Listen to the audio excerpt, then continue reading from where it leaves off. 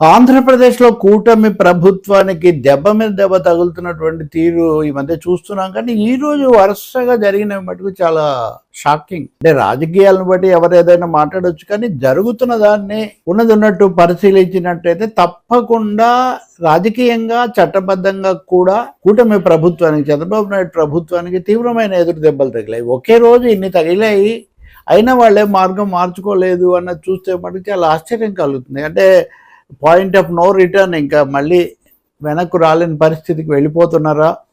జనసేన ఎందుకు అలా ప్రవర్తిస్తుంది? వాటి మీద కూడా మనం విడిగా మాట్లాడదాం. మొదటి విషయం, క్రాంతి కుమార్ వీడియో చేసి ఆత్మహత్య చేసుకున్న తర్వాత ఆ తర్వాత చాలా కాలం కూడా వాళ్ళేం మాట్లాడలేదు. సాయి కృష్ణ లాకప్లో చనిపోవటము అది చాలా సంచలనం అయిన తర్వాత మటుకే అది బయటకు వచ్చింది. వచ్చిన తర్వాత దళిత సంఘాలు ఇవన్నీ కూడా దాని మీద కూడా దర్యాప్తు చేయించండి, అన్నిటికీ కలిపి న్యాయ విచారణ చేయండి ఇలా అడిగినా కానీ వినలేదు. ఓ సిట్ వేసి సాయి కృష్ణ సరిపెట్టారు, అయిన తర్వాత కూడా రకరకాల లీకులతో బ్రేక్ చేయడానికి చూశారు, అన్ని విఫలమైపోయాయి. ఇప్పుడు కూడా ఏం జరుగుతుంది అనేది ప్రశ్న అట్లా ఉంది. కానీ సాయి కృష్ణది అలా ఉండగానే క్రాంతి కుమార్ ఇంటికి జగన్మోహన్ రెడ్డి వెళ్ళి పరామర్శించడము, బయటకు వచ్చి మాట్లాడడం ఇదంతా అయింది. నేను అప్పుడే చెప్పాను, ఇంకా బహుశా దీని మీద కూడా వీళ్ళు ఏదో చర్య తీసుకుంటారని.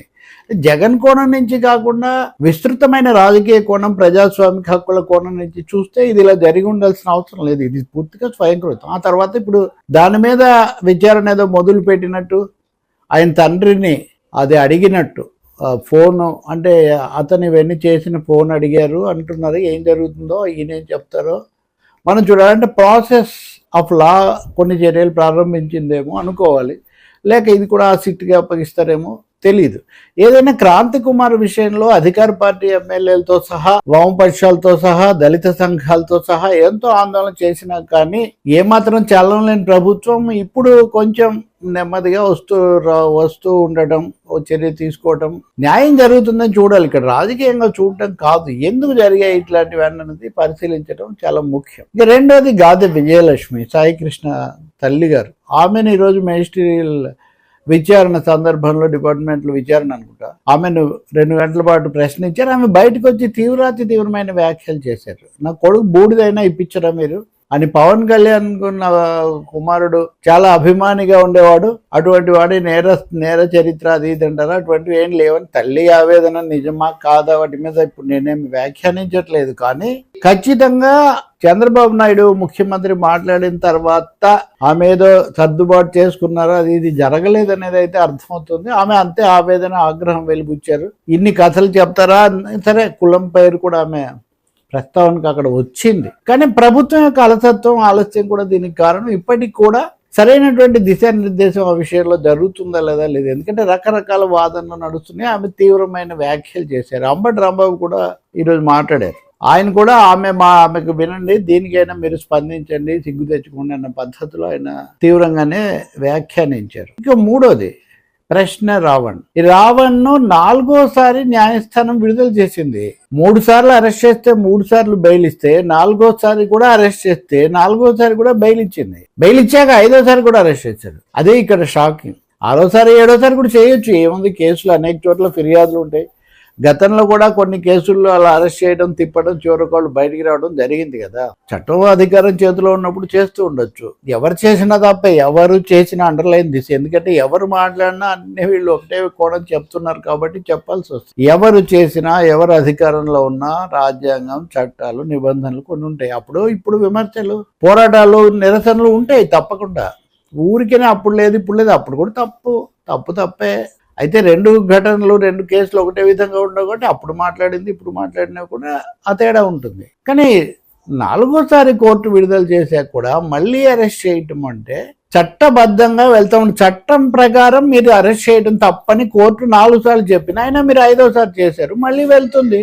లేదా ఈసారి ఇంకా అంతకంత కూడా కొత్త సెక్షన్స్ అవి ఏవో పెడుతూ ఉండాలి. నేను చాలాసార్లు ప్రశ్న రావణ్ నన్ను కూడా ఇంటర్వ్యూకి పిలిచారు ఒకసారి, నాకు గుర్తున్నంతలో.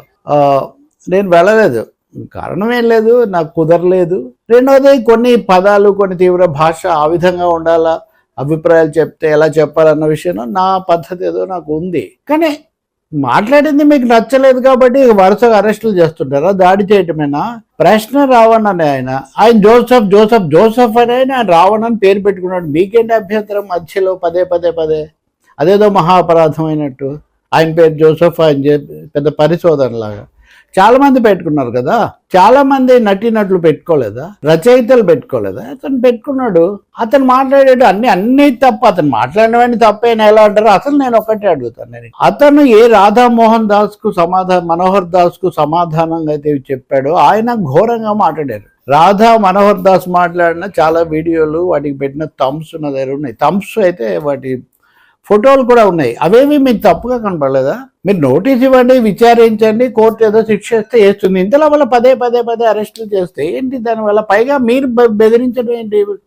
ఇలా అయితే మేము మాకు అప్పగించిన జన సైనికులు వెళ్ళి అక్కడ చిందులు తొక్కటం, లేకపోతే ఎమ్మెల్యేలు మంత్రులు వరుస పెట్టి మీడియా కాన్ఫరెన్స్లు పెట్టి మేము బుద్ధి చెప్తాం, పాఠం చెప్తామని హెచ్చరించడం, ఇదే ఇక్కడ ప్రజాస్వామ్యం. చట్టబద్ధంగా మీరు మీరు విఫలమైంది మీరు. ఈ 3 కేసుల్లో చట్టాన్ని సరిగ్గా అమలు జరపని వైఫల్యం, తప్పిదం, అలసత్వం, స్వయంకృతం కూటమి ప్రభుత్వం. ఇంక దీంట్లో రెండో అభిప్రాయం ఏం లేదు. అది న్యాయస్థానాలు సాక్షిగా వస్తుంది. హైకోర్టు కూడా ఈ మధ్య 2-3 కేసుల్లో చేసింది. అవతరాలు చేసినవి, వైసీపీ వాళ్ళు చేసినవి, లేకపోతే అప్పుడు జరిగినవి తప్పు అయి ఉంటే కూడా మీరు చేసింది ఇంకా తప్పుగా ఉందని న్యాయస్థానమే పదే చెప్తుంది. హైకోర్టు ఈ మధ్య కనీసం 3-4 మాజీ మంత్రులకు వీళ్ళకు చేసింది. కాబట్టి ఇప్పటికైనా సంథింగ్ ఈజ్ రాంగ్. మనం ఒక తప్పు మార్గంలో వెళ్తున్నాము. చట్టము నిబంధనలు ఏవో ఉంటాయి. వైసీపీకి టీడీపీకి ఏదో ఉంది కాబట్టి దాని ప్రకారం అన్నీ అనుకున్నట్టే జరిగిపోయాలి అంటే అది రెడ్ బుక్ అనేది చెప్పడం అది ఇది బాగానే ఉంటుంది. అది కొంతవరకే. కానీ ఆ తర్వాత స్టాట్యూ బుక్ ఒకటి ఉంది కదా, రాజ్యాంగం ఒకటి ఉంది కదా మనకు, కాన్స్టిట్యూషనల్ బుక్ ఒకటి, దాని ప్రకారం కోర్టులు వెళ్తాయి. కాబట్టి ఇక్కడ ఈ 3 సార్లు ఎదురు దెబ్బలు తగిలిన అంటే వాళ్ళే నేర్చుకోలేదు అని రావణ్ను మళ్ళీ అరెస్ట్ చేయడంతో తెలుస్తుంది. భవిష్యత్తులో ఏమవుతుంది, ఇలా జరగకూడదని కోరుకోవాలి. రెండవది, ఇది ఇలాగే చేస్తున్న కొద్దీ ఎదురు దెబ్బలు ఇంకా ఎక్కువ పెరుగుతాయి. మూడవది, ద్వంద్వ నీతి కుదరదు. కులం గురించి వద్దు.